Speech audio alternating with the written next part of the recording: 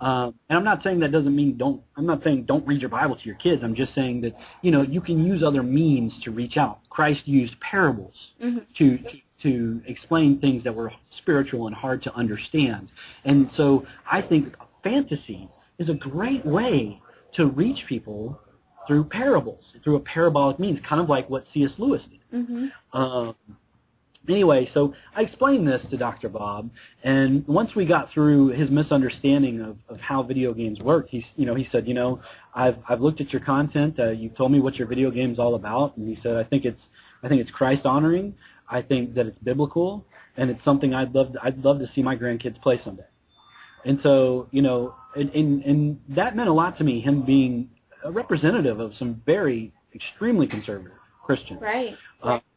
And so I think that if you take the time to sit down with people and explain to them that they can understand, but there's just this preconceived notion. I had a conversation with one guy over email. I put out Craigslist ads for people to come and do art for the role-playing game book that we were doing, and he said, "Oh, this is pagan." And I said, well, I challenge you, sir. How is it pagan? And he just kept on saying, and he never really proved. He just said, "This is pagan." I said, "Well, let me explain something to you. Let me explain something to you from my background. For 4 to 5 years, I was a pagan, and so before I became a Christian, and so I have knowledge about pagan rituals. I have knowledge about the pagan religions, the deities, and all of those other things. So I didn't even have to try to not put those things in there, but I know they're not in there. And so can you please explain to me, since I have this knowledge of it, how it's pagan?"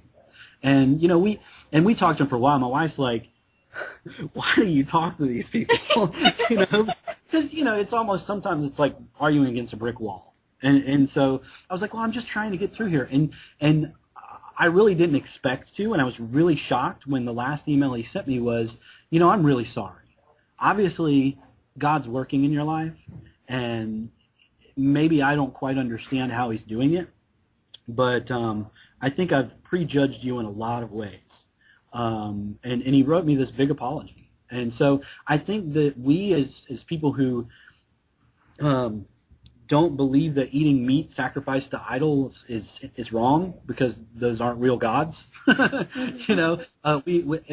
referencing that part in the Bible where I think that we shouldn't seek to offend our brethren, but to try to sit down with people that we know that have those views and try to explain to them in a rational and calm manner. I think that's the best thing that we can do. But I have run into a lot of resistance in the Christian community, but I've also run into a lot of acceptance.